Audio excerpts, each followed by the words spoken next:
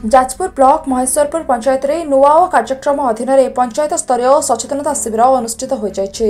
महेश्वरपुर सरपंच सुजित राय नेतृत्व में अनुष्ठित कार्यक्रम में मुख्य अतिथि भाव में जाजपुर विधायक प्रतिनिधि कर्णाटक केसरी दास जोगदे कार्यक्रम को उद्घाटन कर पंचायत रे कार्य जारी रखिथिले। ଏହି କାର୍ଯ୍ୟକ୍ରମରେ ରାଜ୍ୟ ସରକାରଙ୍କ ବିଭିନ୍ନ ଯୋଜନାର ସଫଳ ରୂପାୟନର ରିପୋର୍ଟ ପ୍ରଦାନ କରାଯାଇଥିଲା।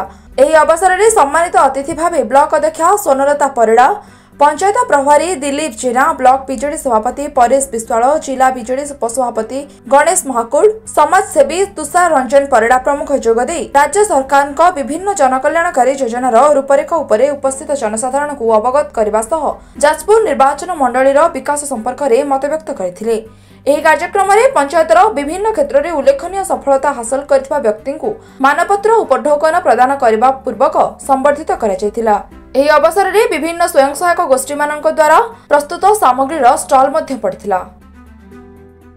माननीय मुख्यमंत्री श्रीयुक्त नवीन पट्टनायक जो लोकाभिमुखी कार्य चली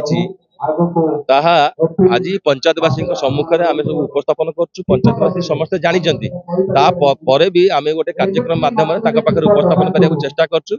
जो मुख्यमंत्री लोकाभिमुखी कम भत्तार वर्धित भत्ता हो आमर पाचिका मान सहायता राशि वृद्धि हो आपणकर लक्ष्मी बस हो जिते प्रकार योजना लोकाभिमुखी योजना अच्छी आम लोक पाखे पहुंचा चेष्टा करूँ। लोक मैंने भी सचेतन अच्छा लोक मैंने जानते अवगत अच्छा आम आशा कर भी निश्चय नवीन बाबू को से आशीर्वाद करेंगे और नवीन बाबू षष्ठ तरफ मुख्यमंत्री होगी मोर आशा और विश्वास। महेश्वरपुर पंचायत रे हजार हजार महिला जोग देते सचेतना शिविर में नवीन बाबू लोकाभिमुखी कार्यक्रम से सब गाँव प्रत्येक महिला प्रत्येक परिवार पाखे पहुंचाई यहाँ गोटे प्रयास।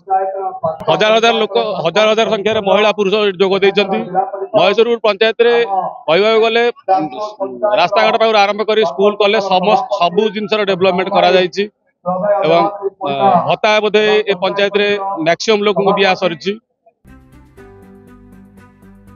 जाजपुर विभुदत्त पृष्टिंग रिपोर्ट सनस्टार टीवी।